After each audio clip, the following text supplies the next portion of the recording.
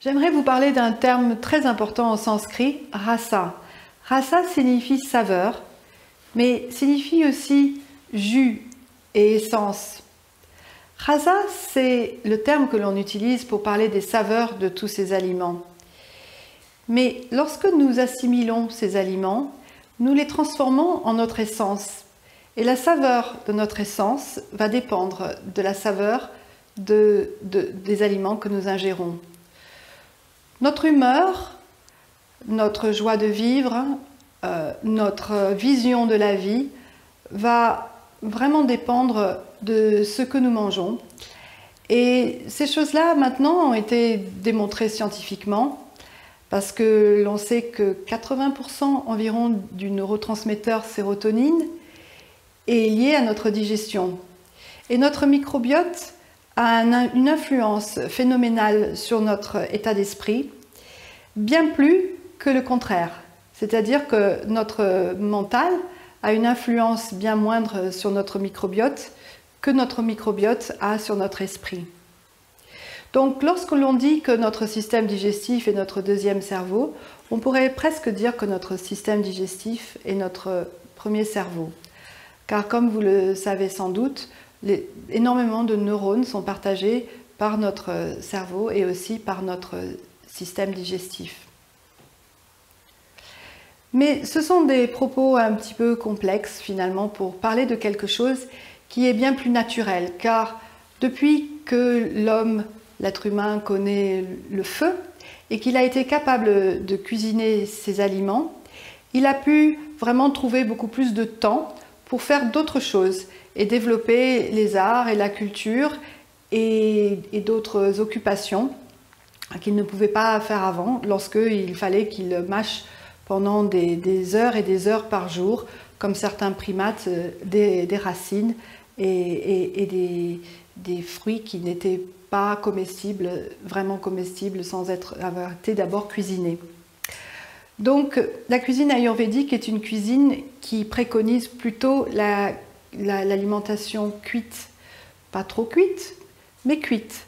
Parce que de cette manière-là, nous allons faire un travail pour pouvoir soutenir notre agni et déjà prédigérer un petit peu les aliments en les ayant déjà un petit peu cuits. Donc on va les cuire doucement, pas trop vite, on va éviter la cuisson à haute température, on va éviter les cocottes minutes, on va plutôt cuire les aliments à l'étouffée et on va les cuire surtout pas au micro-ondes parce que le micro-ondes change la structure moléculaire des aliments et ne les rend plus vraiment reconnaissables pour notre agni. La douceur et l'acidité et le salé sont les trois saveurs que l'on trouve le plus souvent dans le fast-food ou dans tout ce qui est industriel, parce que ce sont trois saveurs qui sont très attirantes, mais qui en excès créent la léthargie et une très mauvaise santé. Ces trois saveurs, qui sont présentes dans tous les aliments industriels, doivent être agrémentées des autres saveurs que l'on trouve moins souvent, comme l'amertume, l'astringent ou le piquant. Bien sûr, ces saveurs astringentes, piquantes, amères, ne sont pas les saveurs principales d'un repas. La saveur principale est la saveur douce, par laquelle les autres saveurs peuvent être véhiculées. Vous ne pouvez pas manger un citron entier, ou un piment entier, ou une racine de pissenlit qui est très amère entier. Si vous voulez manger ce genre de choses, alors vous allez les mélanger avec quelque chose qui sera doux et qui permettra de véhiculer ces saveurs. Un repas qui contient les 6 saveurs va commencer à être digéré dans la bouche.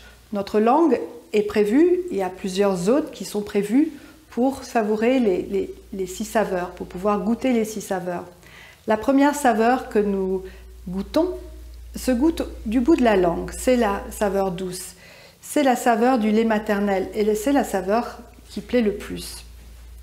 Les autres saveurs sont disposées par les papilles gustatives sur différentes parties de la langue.